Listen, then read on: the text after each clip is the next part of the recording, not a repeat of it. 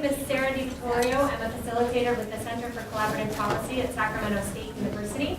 And I'm just going to be providing a light touch in terms of the facilitation for this breakout session. Most of the legwork is going to be done by our panelists, of course, and as well as David McPherson, who will serve as our moderator. I'm going to let them introduce themselves in just a moment.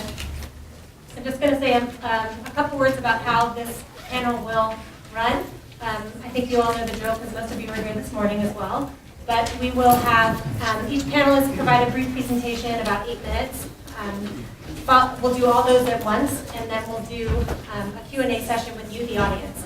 Good afternoon. I'm Carmel Angelo. I'm Mendocino County CEO. I've been with Mendocino County for 10 years, 8 years as the CEO. Mendocino County is a cultivating county. It's been quite an interesting time over the last few years preparing for this. Thank you.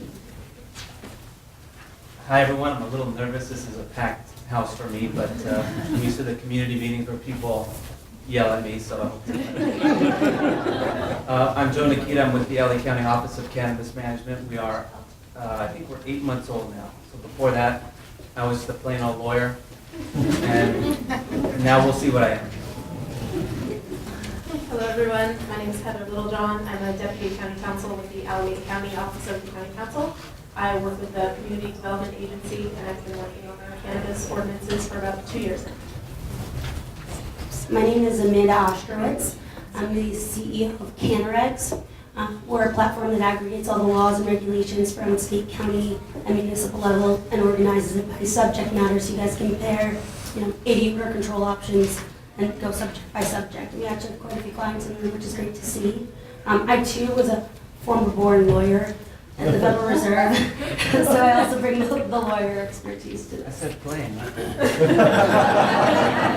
I was born when I was in banking. Much more interesting. Lawyers are different. So as you know, this class is, or this presentation on regulations and land use. And one thing that I think is important for you to understand as local agencies is that the state has regulations that's going to dictate what they do, and there's going to be regulations and land use requirements that dictate that you do, which has to do with time, place, and manner issues, right? Both land use and regulation. So part of what we're going to try to present to you today is a different approaches from a suburban to a rural, from a different strategies, different parts of the state, since you come here from all different areas. So to start off, we'd like to ask Carmel if she'd come up to the podium, and she's going to go to the podium and kind of give a unique, different approach to that as well. Good afternoon. I've already introduced myself. I'm Carmel Angelo with Mendocino County. I'm happy to be here today, and I want to thank everyone that put this together.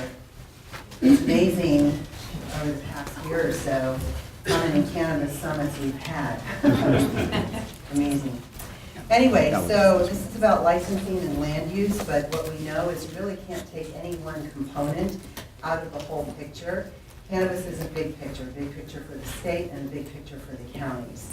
And probably this will be one of the biggest issues that we deal with as far as the legalization, certainly over the next 10 years in the state. I wanted to just start by just taking a minute of my 7 minutes to talk about the policy statement. Mendocino County, Humboldt, Lake, Sonoma, Del Norte, and Trinity all got together over the last couple years and put together a North Coast County's marijuana policy statement. This was in 2015, so you can see we were still calling it marijuana then. We've now advanced. Everything is cannabis.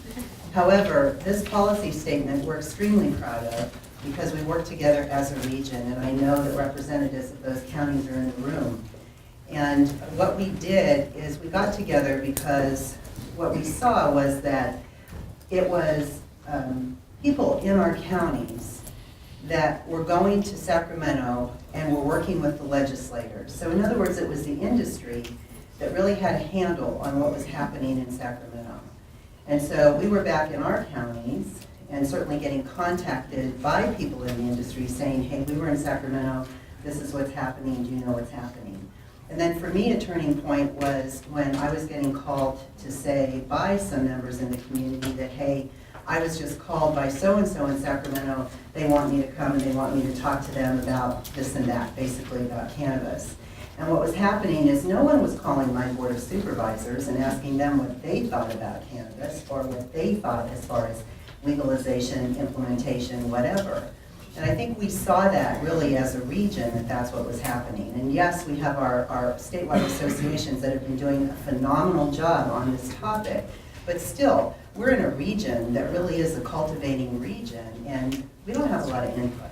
So anyway, we got together and we developed this policy statement. You can see what it says: local control, revenue and taxation, environmental protection, and economics. And what we're most proud of, I think, is the fact that we do believe that working as a region, we were able to affect change and work with legislation and impact the legislation that's come out. So anyway, that's the policy statement, and you have a copy of that in your packet along with the letter that we sent to the governor on this. Okay. So I just wanted to mention, we talked about the policy statement, and certainly some counties have passed a business tax. We did that, a cultivation ordinance. Certainly we started our cannabis program on May 4th of this year and also did a code enforcement program. We are in the process of implementing track and trace. We know that the state has a track and trace system they will be implementing. We think it's important. What we heard at the last session was about data collection and analysis. How do we do that? We think track and trace will help us with that. June 19th, our first permit was issued. This is really important. We opened the program on May 4th, issued our first permit on June 19th. And so it only took about 6 weeks, though I will admit we have about 600 applications, 1 permit issued. I want you to know. My colleagues over there are telling me we actually have 2. So 600 applications, 2 permits. But what that speaks to is the complexity around licensing and land use. And if you haven't started on that in your counties, when you do start out on that, you will see that. You will see how difficult it is. It's a challenge for us all. And so getting into the challenges, again, we're talking licensing and land use, but I do want to say resource needs. When you embark on this, you really have to look at what your resources are. You know, you have your needs and then you have your resources, and it really will make a difference. And with Lori A. Jackson, her person that spoke earlier today, and asking the question about what's Plan B, you have to have a Plan B if you're going to try to implement, whether it's a code enforcement program or whether it's a cannabis program, because invariably your dates are going to be set back, all those timelines that you have. Political and public will, again, we're talking licensing and land use, but the fact is that it really is the board, the legislative body, that will make these rules, but those rules will be based on what the public will is. And it's really important to know that. You have the public, you have the industry, and then of course you have everybody else. Development of board ordinances, that's a challenge. What's a greater challenge, I think, is the implementation of those board ordinances, because like any county, yes, you plan ahead. I don't think there's enough resources in the world to really meet the needs of implementing a really good cannabis program and a cannabis code enforcement program. And so you just keep trying.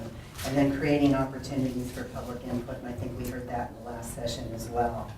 When you talk about permitting and land use challenges, one of the great challenges is to over-regulate or not. And that may sound funny, but you really don't know until you implement, until you develop that ordinance and implement it, whether you're over-regulating or not. And certainly the industry will let you know that. And I think what's really important is that this is an evolution. You don't develop the ordinance, you implement it, and that's it. Every day is a new day with this. Adopting, 2 minutes, adopting new regulations or using the existing regulations that you have. Supporting the cannabis cultivators while protecting the general public, that's a big one. And I believe that's what every board wants to do. Determining the real conditions versus the site plans. You'll probably hear more about that as we go. And then dealing what's on the ground. What you're told, what's in that application, and when you go out to inspect, is it the same thing? And that really is a big issue. Lessons learned very quickly, planning ahead. Last minute changes create problems with implementation. We see that, we know that with any program, but when you're dealing with something so huge as cannabis, implementation of a program like this, those last minute changes, you're impacting the whole county organization. Using the best resources you have, even if they're non-county resources, so you call in the troops. Honestly, you use contractors when you need to, you staff up, you worry about the cost later, because you see, you're going to make some money, you're going to get some revenue back. We're about $800,000 in revenue. We've spent $700,000 in getting our program and code enforcement program up. And then the community perspective. If you have a community that still believes cannabis is a crime, how do you deal with that? How do you actually develop a legal program? What's acceptable to the industry? And I think something that's very important is cannabis as an economic driver. Do you have a county or a community that sees cannabis as an economic driver? Lastly, it's not over once the Board of Supervisors develops that ordinance. Operationalizing the cannabis program, an industry that's been illegal for decades, it's going to take multiple tries to get that right. You'll do multiple ordinance revisions. Daily monitoring of the program and code enforcement, and taking a one-stop approach. We developed an 800 number. What we wanted to do was reduce the desk traffic, people calling ag, calling planning, calling environmental health. So we're doing everything we can to keep our organization going. We're so much focused on cannabis, but there are other programs that the county operates. Single source of communication, that might be one of the biggest lessons, which is communicating within the organization, communicating with the public, and communicating with the industry. Thank you very much. As we have Joe come up and get settled in, I want to point kind of some of the things that Carmel said, and that is the path to success should be a four-step approach. Education, you need to educate yourself and your community. Collaboration, which is internal and internal stakeholders. Legislation, good ordinances, and finally regulate. Once you do it, you regulate it and stay on top of it. Great. Hello, everyone. Again, Joe Nicchitta from LA County. You can see our graphics. Folks love the leaf, so you'll see that as a motif. You know, what is Office of Cannabis Management? So Carmel pointed out a couple things. One is the main thing that she pointed out was a central point of communication. That's what we are. We're a coordinating body. So we don't have expertise in public health, planning, etc. I don't know anything. All I know is who knows the answer, and that's important because someone can email me within the county, and we're a big county, we have a lot of employees, or somebody can email me from outside the county, and we can get that message out to whoever has the answer. And so that's one big thing we do. The other thing is just in terms of implementing an ordinance on, or ordinances on regulating cannabis, we can coordinate that. So we make sure the departments are moving in the same direction, at the same pace, and then any course corrections can happen in a coordinated way. So that's generally what our wonderful office does. We're brand new, I think, I don't know if I mentioned this, October. So we're still getting up to speed on a lot of this stuff. This is our county, and the peak areas are unincorporated. I put this map up because I want to talk a little bit about zoning, and I want to just talk about some of our challenges. I don't know how unique these challenges are, but we have, I'm going to go away from the mic, we have this big area up here, and this little area right here. We have about the same amount of people here as we do there, a little more up there. And then so that's our 5th district. That is, largely rural. It's agricultural except for the 2 cities up there, Lancaster, Palmdale, and that the center spot I pointed out there is East LA. It is an unincorporated pocket. A lot of people think it's the city. It's county, so it's densely urban. It's one of the most dense places in the state compared to our North County. Over here, this is all Santa Monica Mountains. It's all protected, for the most part, protected environmental areas. It's coastal, and that is pretty much the extent of the unincorporated territory in the 3rd district. So there is no real place for cannabis industry in an entire district because, as I'll point out later, our board has told us C3 and higher, so heavy commercial and higher. The only heavy commercial in the 3rd district is going to be absorbed by a city. It's in annexation proceedings now. So we have this really complicated map that we're trying to work through, and I'll tell you in a second how we're trying to do that. So just by background, in 2006, we actually had, our board passed an ordinance to allow MMD, so medical marijuana dispensaries. They didn't talk about any of the other businesses with a CUP. Now, there were a lot of bufferings, built into the ordinance, and we had a couple applications come through. They were very controversial, very contested. They came up to our board, and after 2 of those, I think our board said, forget it.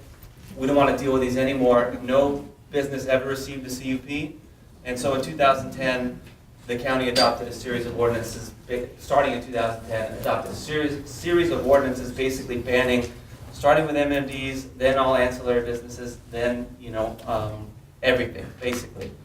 February, so fast forward. Now we're past Prop 64. The board has reconsidered its position, has told us, Office of Cannabis Management, to coordinate the implementation of an ordinance or ordinances to regulate medical and adult use cannabis businesses, all types.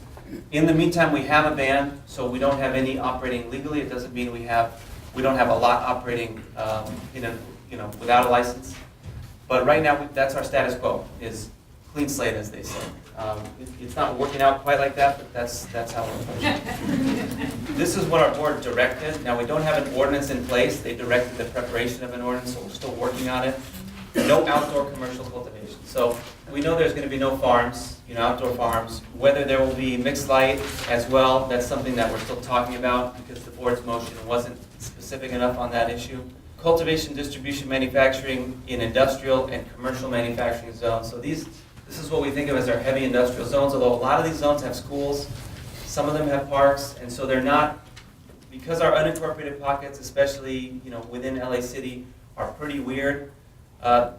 There are a lot of different types, a lot of different neighborhood types for these particular zones. All other businesses, so really dispensaries, testing labs, these are in heavy commercial zones, C3 or higher. Again, a lot of schools in this zone, a lot of parks, and so that's something we're looking at as well. The board told us to pay special attention to community plan areas and sensitive uses, avoiding overconcentration and unfair burdens on any one community. They gave us a lot of objectives. Some of these objectives are competing objectives, so we're trying our best to make sure we're meeting all of them the best we can. I mentioned community plan areas, so these are, a lot of these have community groups called town councils. They are not elected officials. They're more like a homeowners association, but they take themselves very seriously. They have elections. They have a seal. They have almost to the T told us we don't want these businesses in our community plans. And so that's going to Swiss cheese our entire county. So we're trying to deal with the perception, by these community groups of the businesses to see, what is acceptable to them and what the balance is on the industry side. Emphasis on public engagement. That's what we're doing now. We haven't drafted regulations, and before we do that, we're actually going to the community first. So that's a little bit upside down. We usually draft regs, we give them to the community, they yell at us, we get defensive, we do a bunch of stuff, and then we eventually get something out. We're actually doing 18 public meetings, and these are tabletop sessions, so they're facilitated, they're discussions. We have 3 questions on zoning. Now, I'm not going to read them to you, but essentially we want to get they're open-ended, people's impressions on, hey, what do you want to see with cannabis businesses? Now, we have an overrepresentation of industry participation at these meetings. So I'm going to not tell you what they said. I'm going to tell you what some of our concerned citizens said. Probably not a surprise, but people are afraid of dispensaries. And they're just afraid. And that's the right word. They don't know what's going to happen. They don't like it when they see them now operating in an unlicensed fashion. And they're just very concerned about it. They have proposed a number of buffers, and our data is still coming in as we have these meetings, but these are some of them. Schools, daycares, parks, residences, places of worship, libraries, liquor stores, senior centers, senior housing, drug treatment facilities, group homes, affordable housing developments. Okay, if we buffered all these units, we would have no businesses. If we buffered liquor stores at 300 feet, we would have almost no zoning available in the city for these places. So how far 2,500 feet to 1 mile? Okay, people don't always know how far something needs to be.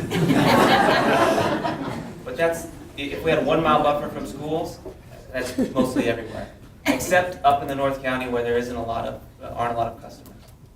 So just some closing remarks, what we've learned. There's a big difference between voting yes on Prop 64 and being okay with the businesses. It's like looking across the Grand Canyon. People will say, well, I voted yes, but I just don't like how it's rolling out. And it hasn't even rolled out yet. So fear, apprehension, a belief that a ban will make the problems go away. It's a tough sell to tell people, hey, look, we have 70 plus unlicensed dispensaries operating in unincorporated county. We had 30 plus in East LA alone. These problems are there, and we're trying to deal with them. And we're throwing money at the ban. It hasn't worked. I think our board's changing direction a little bit. A lot of concerns stem from this perception that these are criminal operators. Some of them are, a lot of them aren't.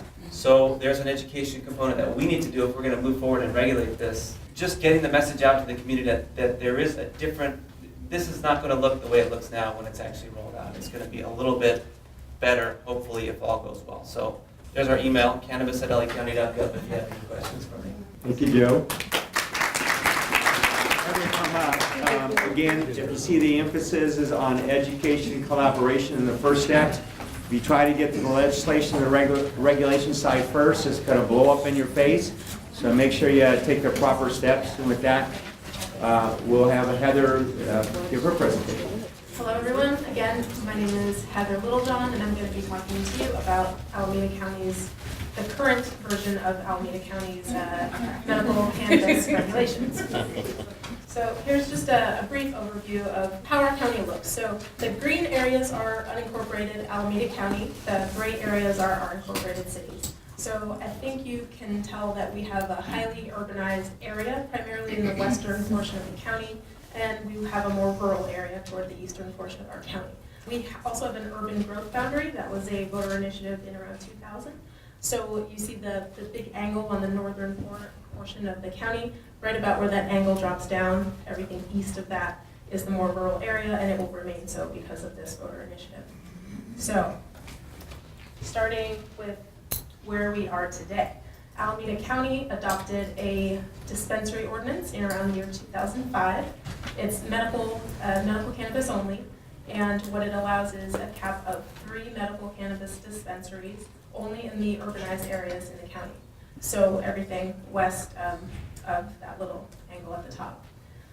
Only 2 dispensaries have ever actually been permitted though, so there's 1 permit outstanding that can't seem to get a permit issued for that particular area.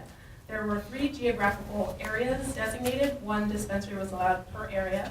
The general ordinance permitting process is managed by the sheriff's office.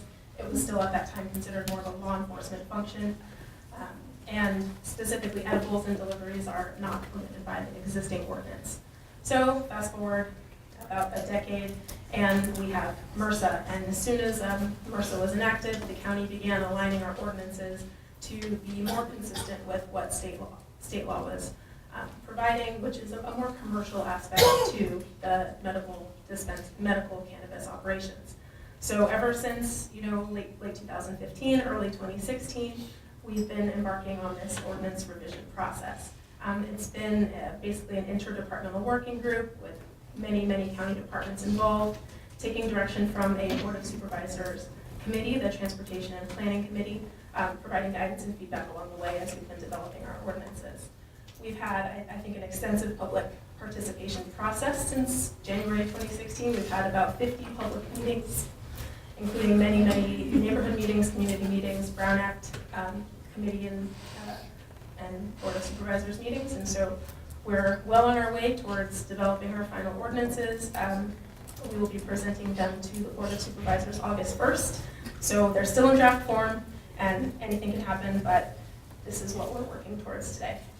So what's going to change is basically it's going to become a more permissive ordinance. A lot more will be allowed in terms of dispensaries, in terms of medical cultivation, and in terms of what's allowed in the zoning ordinance. All right, so generally what's going to happen, according to the draft, we're going to have a cap of 5 dispensaries now instead of 3.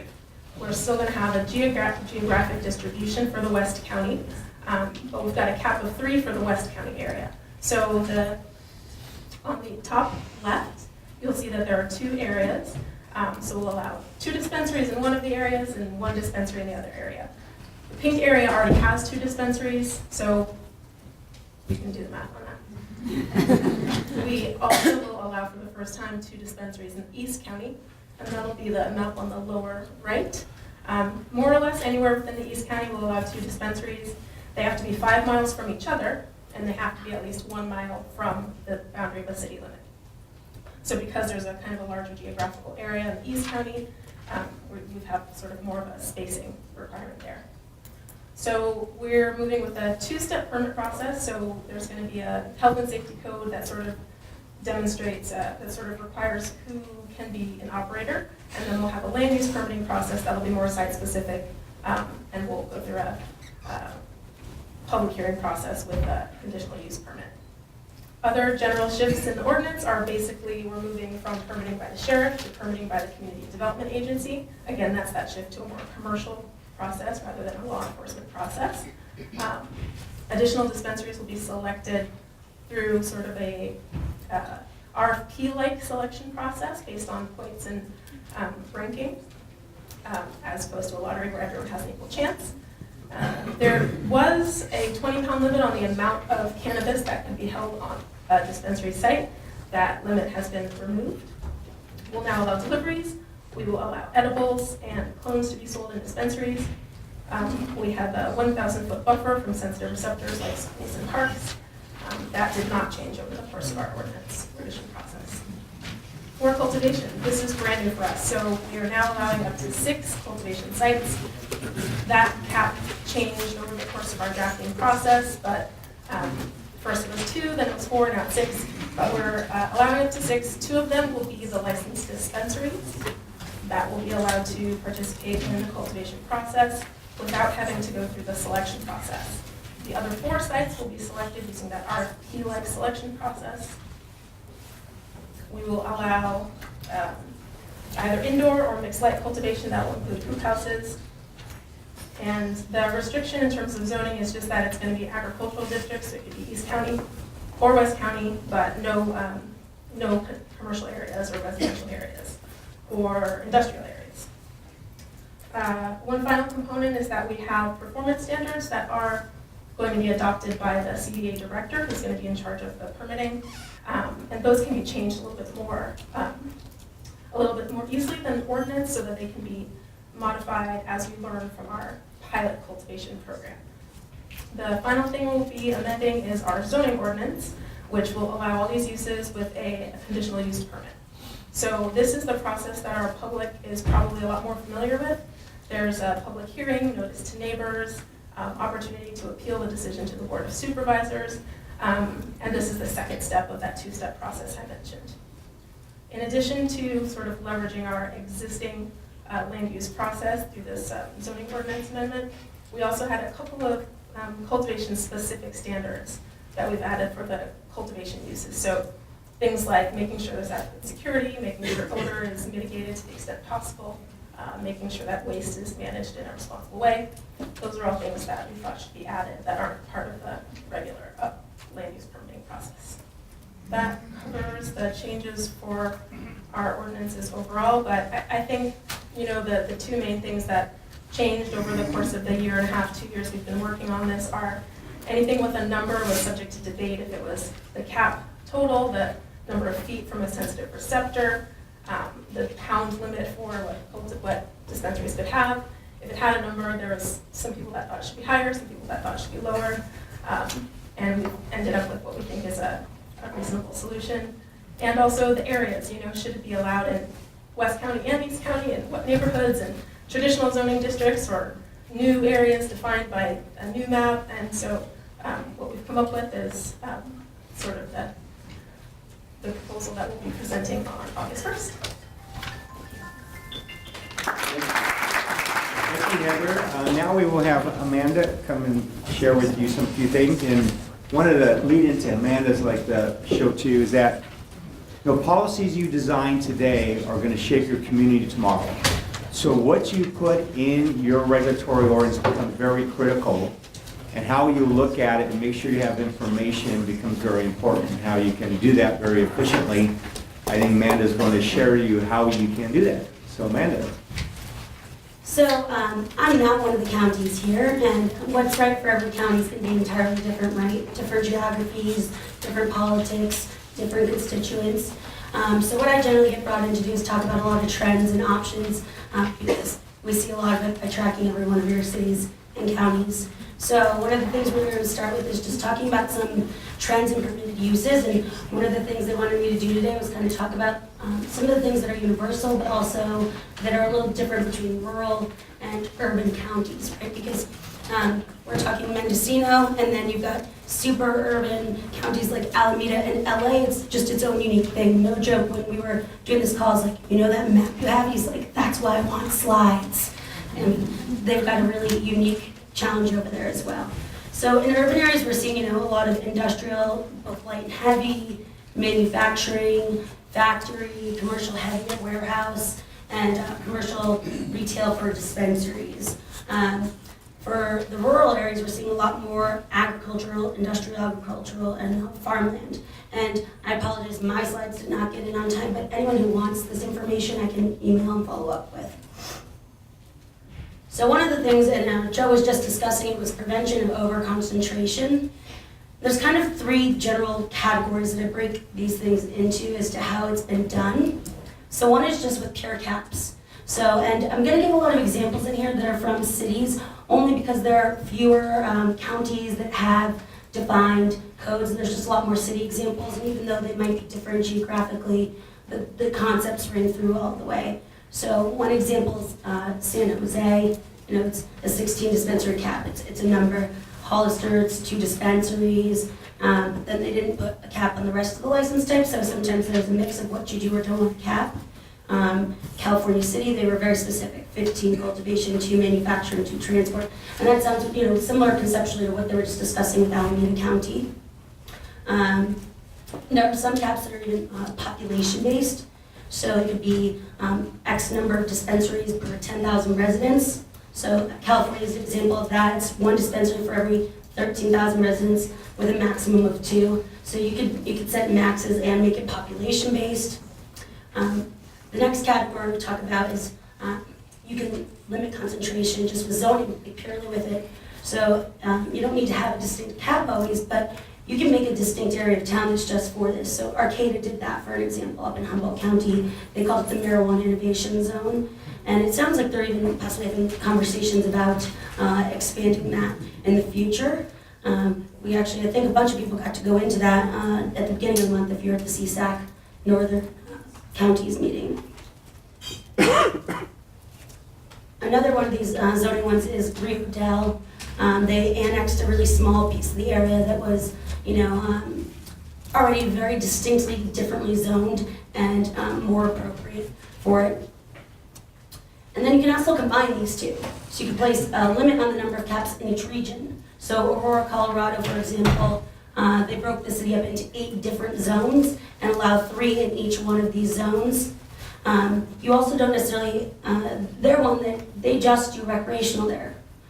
Most of Colorado, if they do both, but some are only medical, some are only rec, and so those are choices too. The last way to do this is with distance requirements. By how far apart they need to be. So you saw them talking about, I think it was 5 miles apart in that one region. Denver placed about 1,000 foot between stores because they started stacking up on each other. In Santa Ana, it's really short, it's 500 feet, but there's all sorts of different ways you can do this.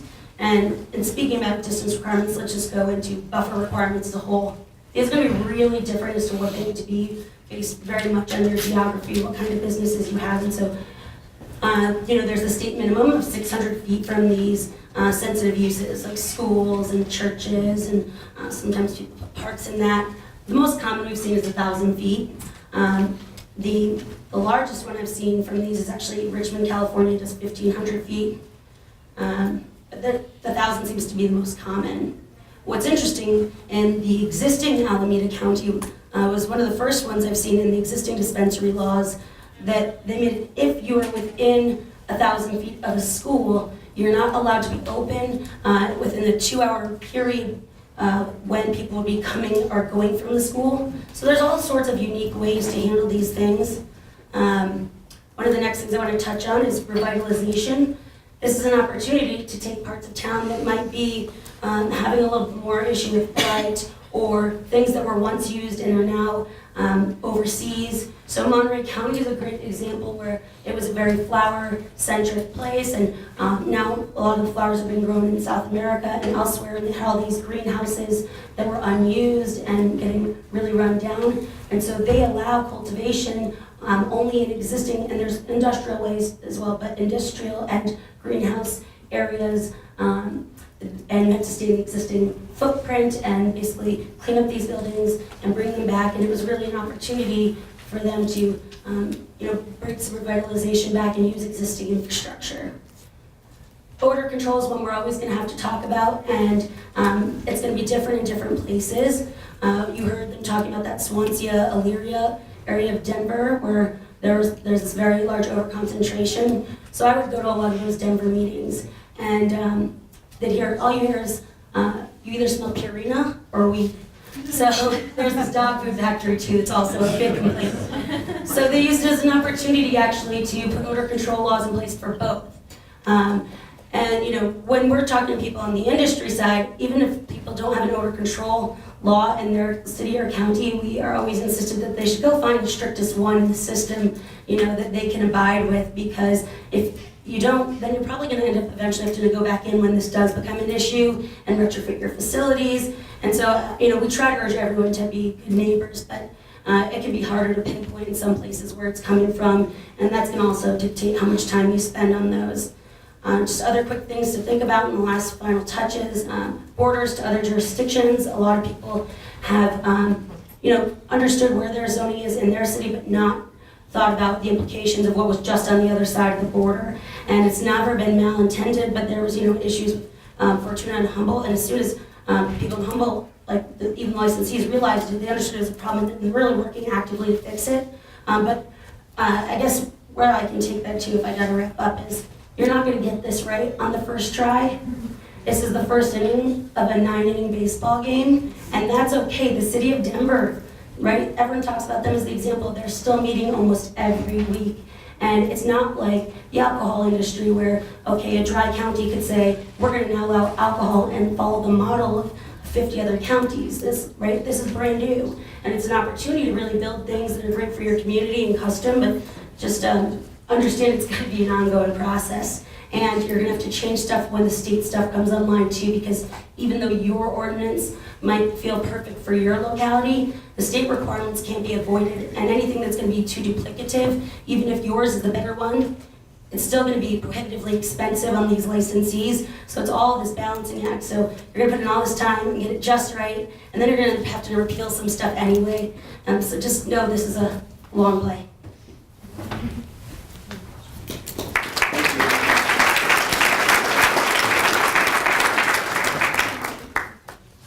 Okay, we are going to open up for questions.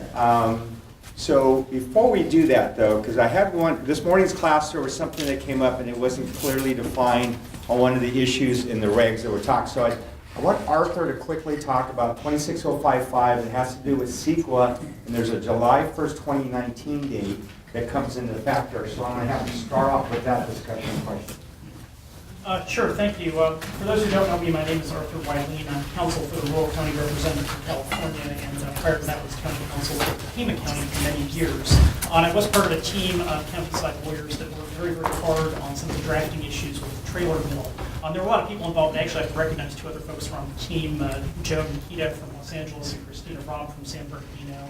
I think we're kind of the urban, suburban, rural, kind of three musketeers on a lot of these issues. And of course, our star lobbyist from our CRC, Paul Smith, who actually got folks to listen to the language the lawyers came up with. Okay, so the provision in question, it's section 26055H of the Business Professions Code, provides that CEQA does not apply to the adoption of an ordinance that regulates commercial cannabis activities through discretionary permits.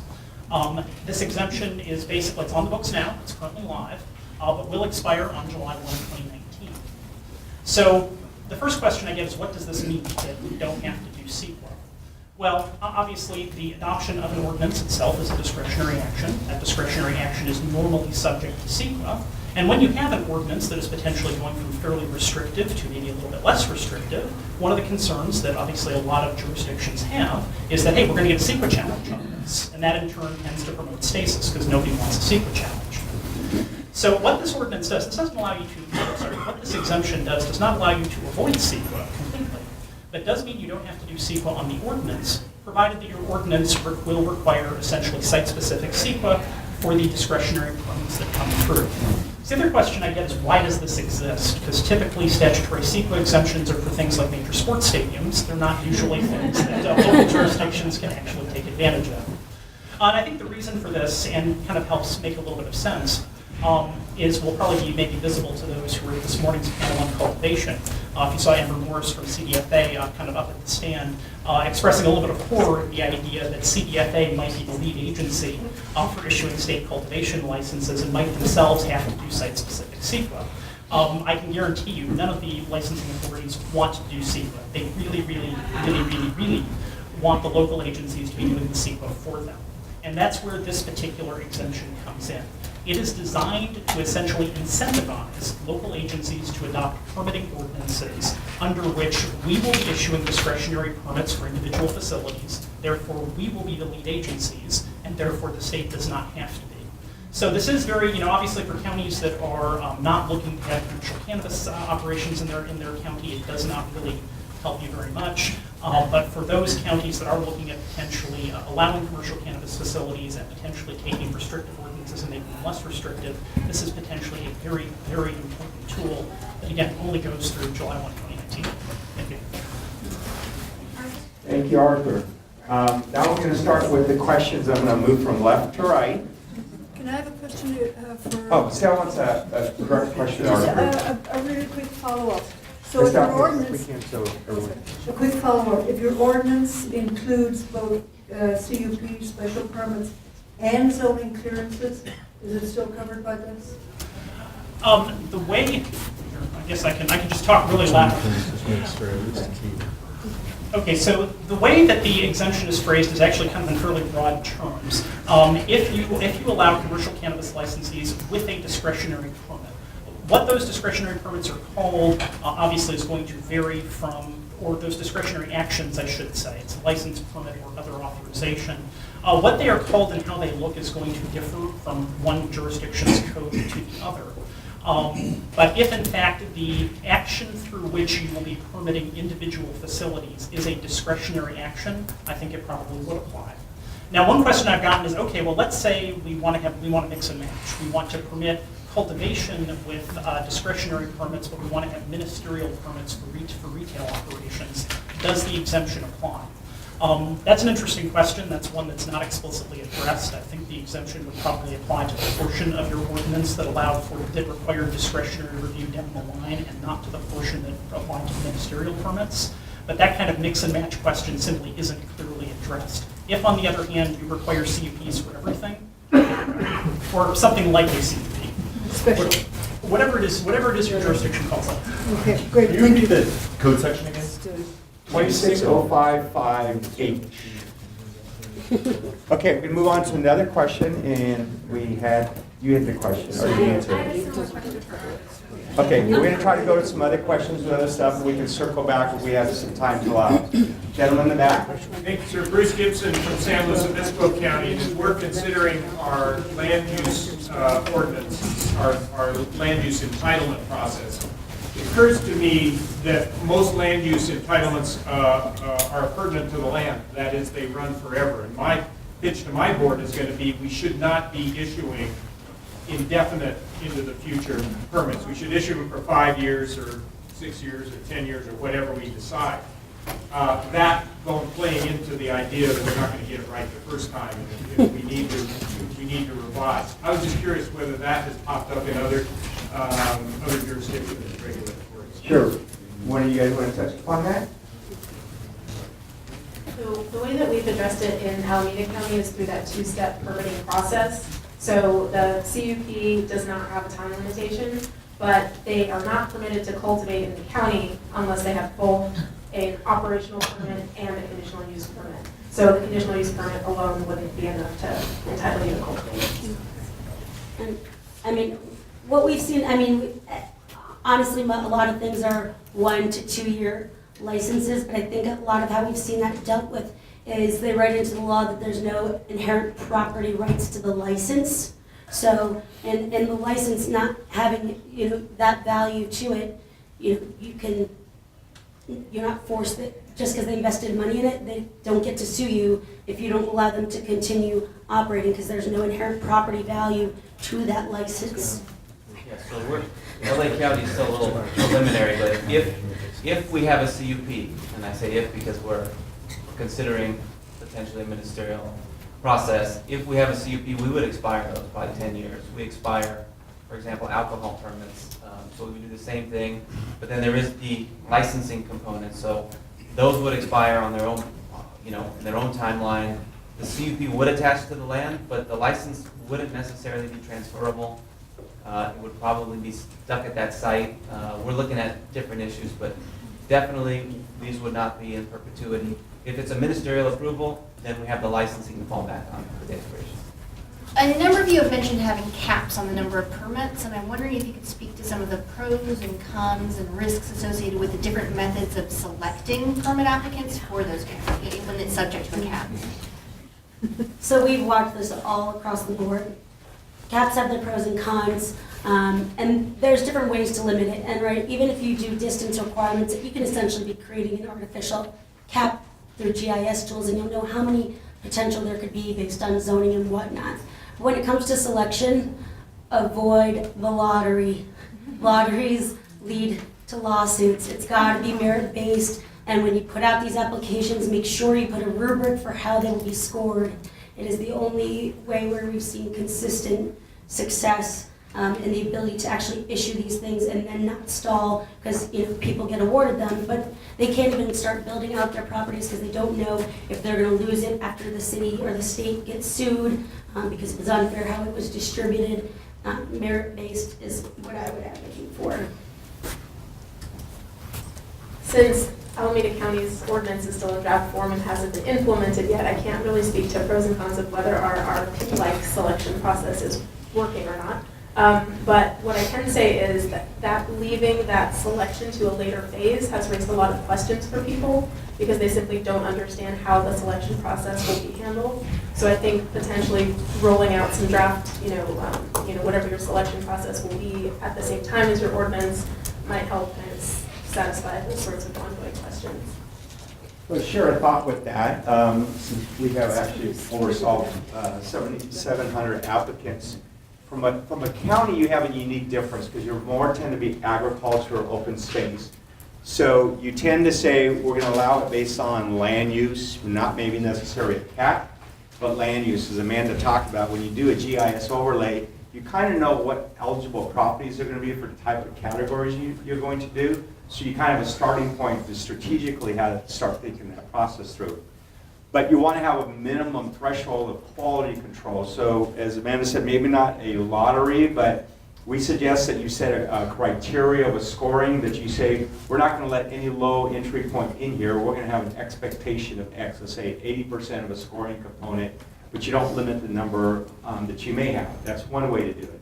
In some case, policy-wise, you're going to decide a number, so then you're going to have the criteria because you're going to have, let's say you had 10 dispensaries like Heather has or the number she has, you may have 30 or 40 applicants. So you're going to get litigated if you're not clear and defined of how that process is done. So it's important that you do that. And we've been able to do that. Okay, another question. Let's start back here. Yeah, I was just curious if we could get a little bit more detail on some of the specifics of the cannabis code enforcement programs and then what, if it's Mendocino County, what daily monitoring would entail. Thank you. Code enforcement was extremely important to the Board of Supervisors and then of course also to the public. So what we did is we actually hired a manager for code enforcement. I mean, everybody has code enforcement in their counties. It's just how active are you?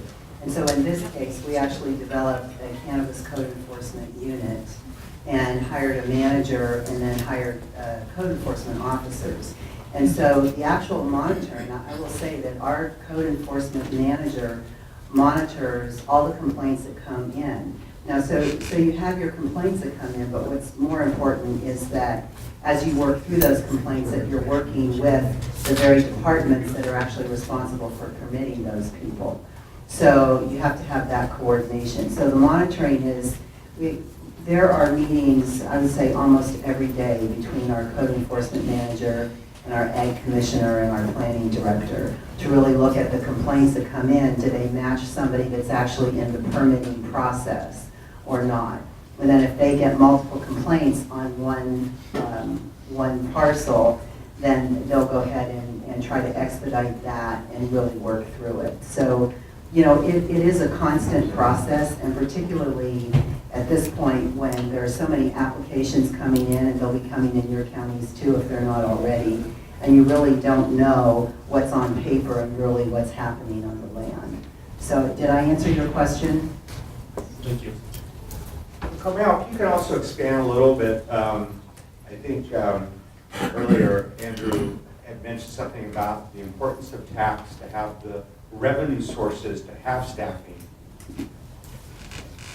This is a real tough issue on this one because most small rural counties don't have hundreds of thousands of dollars to staff up for a cannabis program, whether it's a cannabis program or a cannabis code enforcement program. And it really was the will of the board to allocate $700,000 to code enforcement.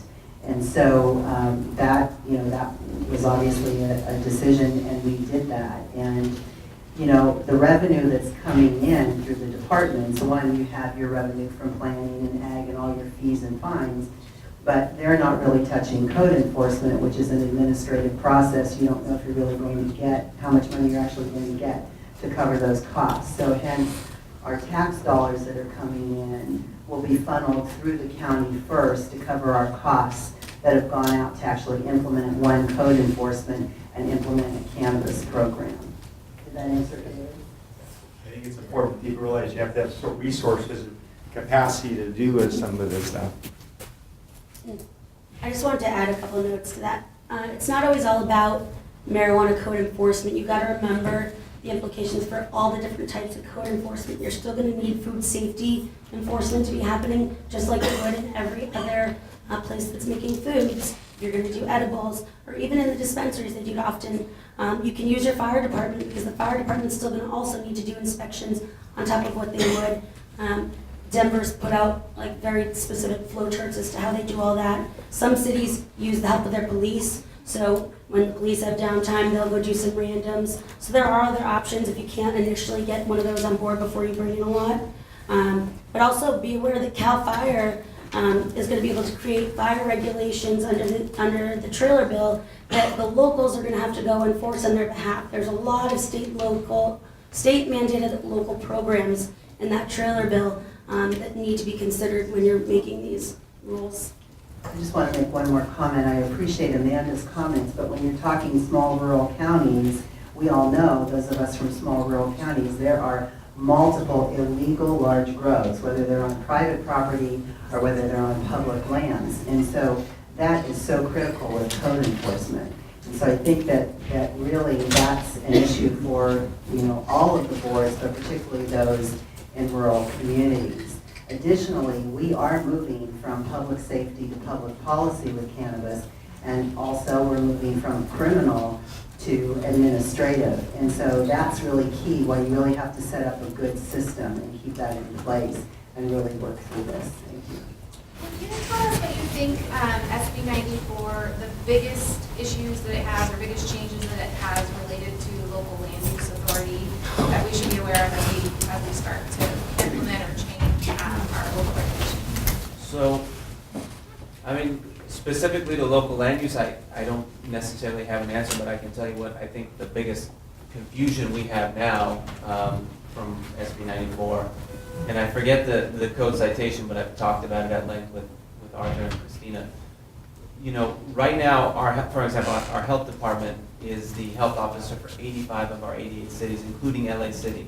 Right now, there are about estimated 900 dispensaries operating in LA City. Now, that number of licensed dispensaries is going to be less than that. But right now, nobody is looking at those dispensaries for health code compliance, for example. But, in other cities that we provide services, fire department, building and safety, we're not going in and inspecting for any kind of life safety rules right now. And so there is a provision in SB 94 which appears to require that we enter into a new agreement to provide those services for cities or amend existing agreements. And so we just don't know how quickly we can get our services, our ordinances in place and our services up and running to support, for example, a manufacturing facility in LA City. If they want to start licensing in September, that's going to be too quickly for us. We are not on that timeline. And so there will be a period of time where they are operating without health code compliance. And I know there's been waivers and stuff built in, but to me that's quite scary because with no health code compliance, you don't know what's in your brownie. I mean, it could be hair, it could be mold, it could be pesticides. And so that's something we're really focused on. That had gone away in one of the iterations of the trailer bill. It came from McPherson, so it was there. It went away, now it's back. For a lot of counties, it's good. They like that. For us, it's a real challenge. That's, I mean, it's not land use specific, but that's the biggest concern for us. I'd just be aware, as they go through the rulemaking process on this bill, you guys are gonna really have to comment as to what these mean to you. And you have organizations like CSAC, which are awesome, and RCRC, and they'll be looking out for you, but you need quantity on this stuff. And so right now, there's some really big stuff, and they do reference the fact that the California Constitution will require the state to reimburse the local agencies for certain state mandated costs. But, I mean, work with them and do what you can, because and there's a lot in this. There's a lot in here, and it's dangerously open right now, so I gotta go back beyond. and make a list. You know how reimbursements go down. So I got a question to the two attorneys on here, because in the language, it talks about, even in UMA, is that it's 600 feet from a K through 12, daycare center, or youth center, or the licensure or the local jurisdiction can amend that distances. So the intent, I think, was that it's 600 feet or more, but it's been interpreted to be less than 600 feet. So I'd like to hear the two attorneys comment about that. So my interpretation of that is that yes, we can default at it. I mean, it's default. If we provide for 300 feet from the school, that's permissible. That's my read of it. I think that's the consistent read, unless there's a grumbling from the crowd here about it. But we don't have data on youth centers. I mean, we cannot figure out where the video arcades are. It's really difficult. And so when we're rolling out our regs, we might cross out youth centers and put something like a park in, or a rec center, or a senior center, something similar. Maybe not senior center. That's not similar, but we might add it because we can't prepare an ordinance that says youth centers and then figure out where our businesses are going to be located. So I read that provision as giving us quite a bit of flexibility to default out of it, and I think we're going to have to, just from practical concerns. I think it would have been pretty easy for the legislature to say 600 feet or a greater amount if determined by the local agent, the local jurisdiction. So it doesn't say that, it just says a different amount, a different distance. But I think given that, so I guess I would argue it either way, but ours is greater, so I don't think I'll have to. I think the regulations will clear it up if the statute isn't clear enough, but just go ask. I mean, ask them what they want before you do, because you don't want to get in litigation with them. Didn't Andrew say ask for forgiveness? And yeah, I asked for forgiveness. So as verbally, not in writing yet, as we did talk to Lori Ajax about that, Lori's interpretation is that you have that discretion to do that. And she is the licensure, so the language says the licensure or the local jurisdiction, so at least we have verbal that she's, at least the interpretation is that they're open and flexible to that and not the opposite around. So time will tell if we get any case law associated with that. I have a question for you about the staffing up and getting ready for the boom coming in. How does seasonality reflect into that as far as if it's a year-round problem or a seasonal problem in your jurisdiction? So I think you just have to identify what you need. And at this point in time, we know that we have to staff up every department in our county that is dealing with cannabis, whether it's code enforcement, whether it's ag, even environmental health. And actually, we even did a halftime FTE in human resources so that we had a dedicated staff person to do the hiring. We think next year won't be like this. So at this point, we're staffing up to meet the needs. And when you talk about seasonal, really, if you think about this, your first year, you don't know how many applications you're going to get. We're at 600 applications. I've said we have 2 permits issued. So staffing up is not a problem. It's actually finding those people and hiring them and keeping them on staff. Next year will be a new year. My bet is that the people that we hired, we won't have 100% of them still on staff. Small rural counties, staffing up is a problem. So have you guys got to that point yet, or you're still in the We have. So I'm a little embarrassed to say we have allocated money for staff up. It's in the millions. It's in the single millions, but our budget's 30 million. So I mean, to us, it's not a lot, but it sounds like a lot when I say it. We're talking hundreds of dispensaries in LA City, and we're gonna serve them from a health perspective. We need, at least 25, maybe 30 people who can go out to the businesses and do that. And we don't really know, it's hard to predict how much we'll need to do, so we're gonna phase that in, but our board has set aside some money for that. We're not staffing up right this minute, but we are working on our fee study, which will help us kind of figure out where our costs are, if they're mostly behind us in the development of the ordinance, or if we have, sort of ongoing, long-term, all-year staffing needs to be recovered. And we'll be looking at a potential tax measure at some point in the future also, and we'll hopefully have enough data once we get there to help answer that question. Just one final comment on that, because it's not all about operations, but this is really, it's the people who work for us that are doing the work, that you can always do just extra help staff. You don't have to bring in permanent staff. We also have third-party inspectors that work for us, and so we're currently working on a larger role for them to help with some of these 600 applications that we're trying to process through. So there's not only extra help temporary workers, but you could use contract staff as well. And I just want to comment, kind of what Joe said, it's not all about the code enforcement or the regulators for the purpose of the cannabis, but it's health inspectors, right? So just that alone, depending on your county, you're going to have to focus at least on the minimum of that as a component of it. So I actually wanted to turn a question to you guys that came up to us recently. And kind of curious, have you guys considered or thought about how you're going to deal with small municipalities that you're outsourcing your services to? So for example, LA County, West Hollywood outsources and uses your guys' sheriffs and fire departments, and they're going to have different laws than what you guys are going to have. And I don't know if that's the case in Alameda or many of these others, but is that something you guys had to consider? That's just a new one I hadn't heard. Yes, so we've had small cities who have moved forward with licensing a dispensary, for example, and come to our health department and say, sign off on this. And, we've had to tell them, we don't have any regulations we can't. And so what happens? I think they just open and they operate. We've had contract cities who use our fire department for inspections, and they want to move forward, and we're just not ready yet. We're not there. We're working on it. So it's a huge issue, and it's that gap between when we're ready, we provide the services, and when they're ready, when they want to get their businesses in a position to get a priority state application in. There's going to be some stuff missed, I think, in that time frame.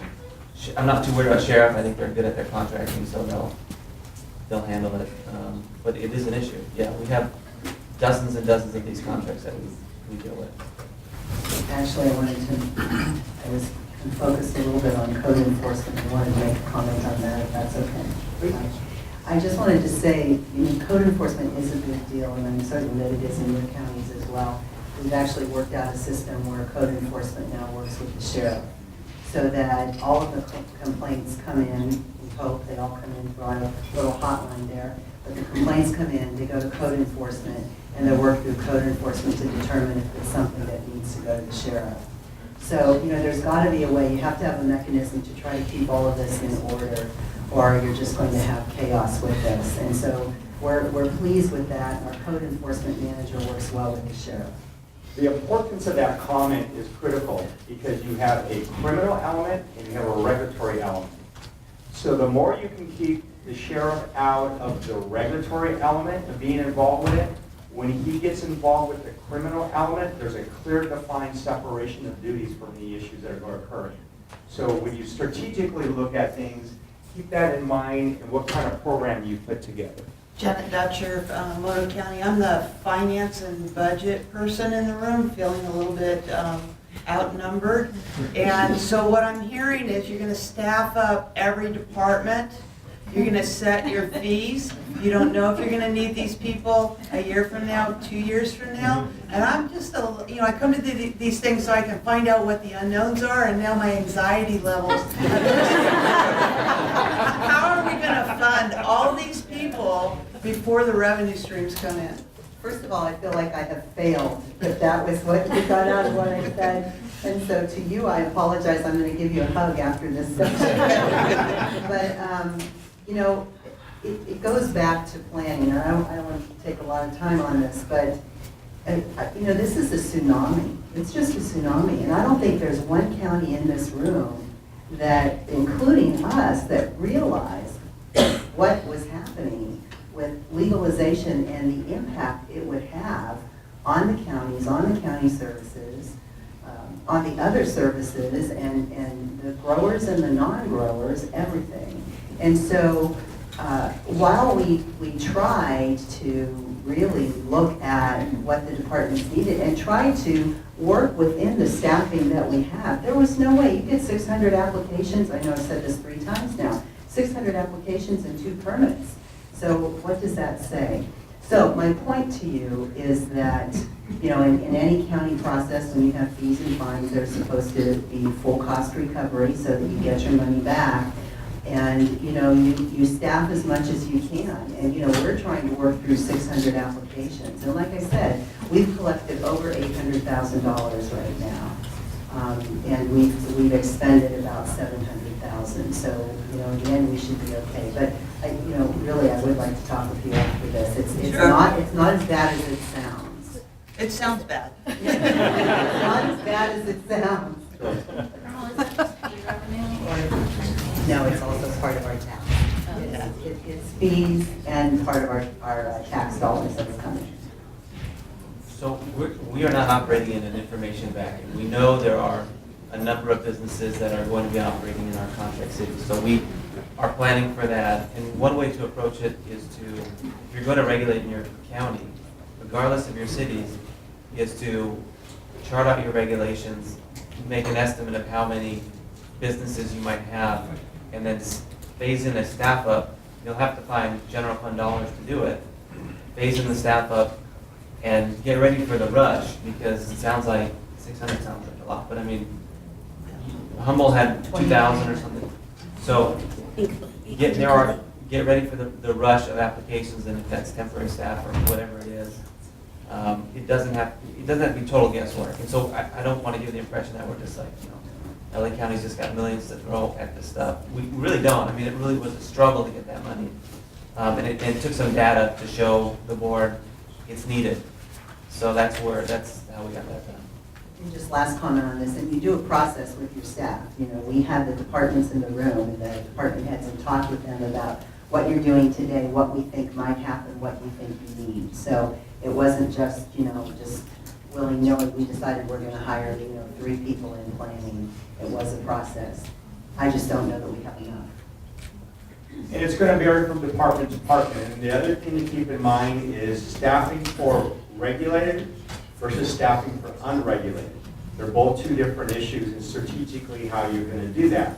For the regulated world, you're going to have revenues, which will be the cost recovery fees for the fees associated with the regulated folks. You're going to have the tax that's kind of overall and earmarked, like Carmel says, specifically the policymakers earmarked for that. And then you're going to have the unregulated stuff where you're not going to have anything for if you don't have any mechanism in place, that you're going to have to figure out how you define staffing for that, where you have no fees or no taxes in place, and yet you still have the general fund having to deal with those types of issues.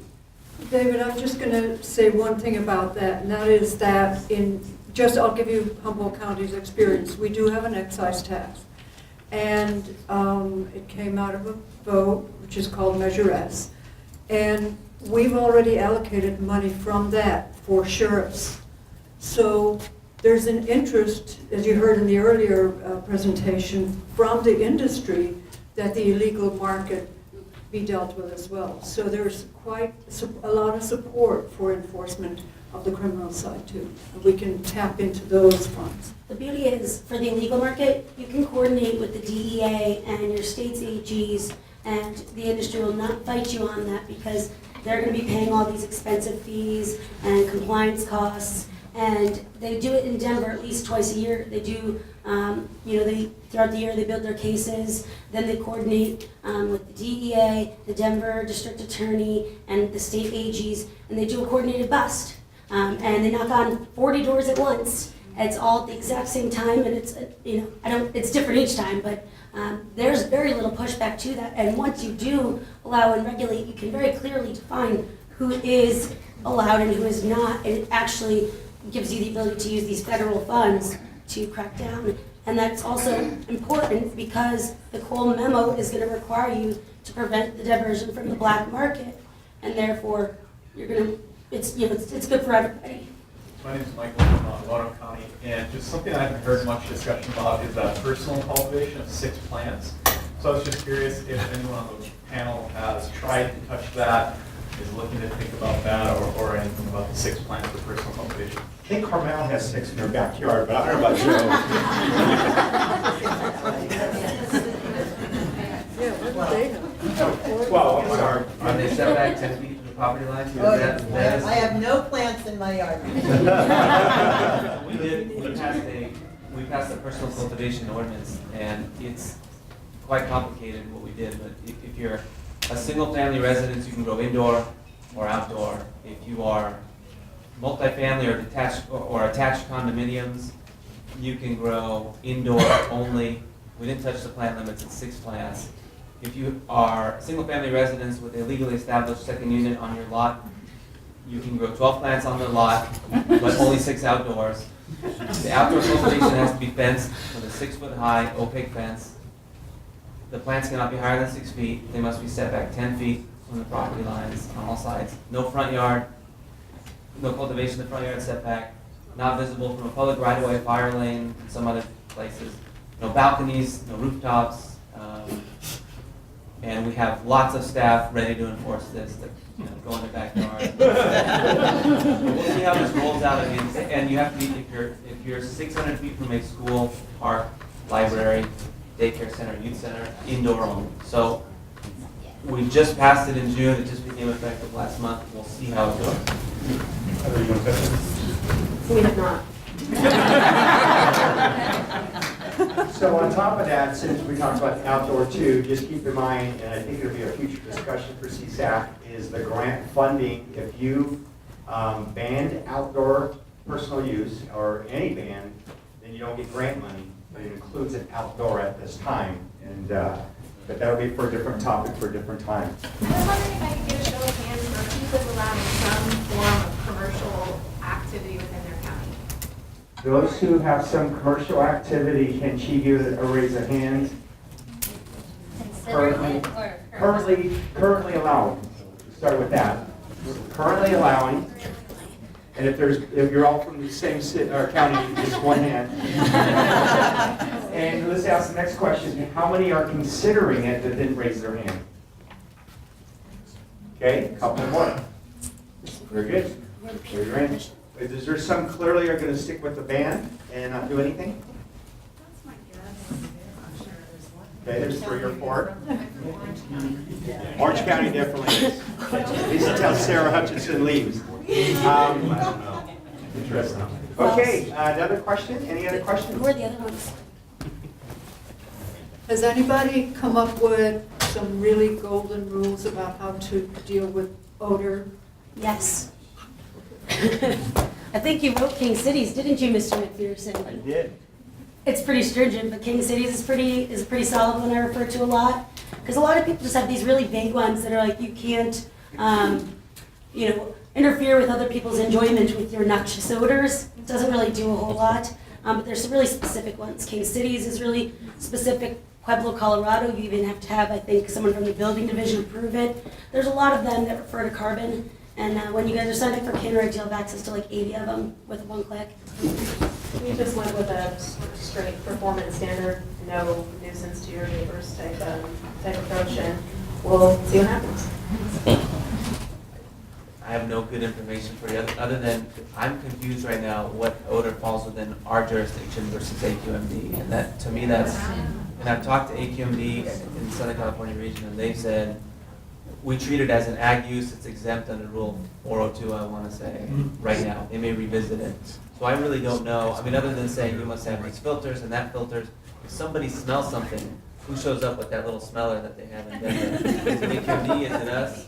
So we're still working on that, but that's good to know. That was a good question. Just that nuisance is referred to code enforcement, and they do work with air quality Air quality actually is very accurate as a table with us. So you are unique in different counties, so you have more agriculture, so sometimes it's 300 feet. Think about this one is precaution here. Placer County has something about the pig rule, that if you can smell something of a pig from 300 feet, and it's a nuisance, so that seems to be the rule for an agriculture. In a more suburban area, you probably are looking at what you would do for other places or factories or fabrications or manufacturers that would have that same required. Usually it's not supposed to pass the property line. That seems to be a traditional way of looking at it. Think about similar types of activities that create those things and how you do them for your land use components. This is a question I've asked our sheriff's department and other people as well. When we do a trespass grow and we busted $3 million worth of marijuana that was ready to go, how can we bring that into the market? And if why can't we bring it into the market? Okay, I don't know how to answer this one. Did you guys understand what he said? All right, let's start with Joe.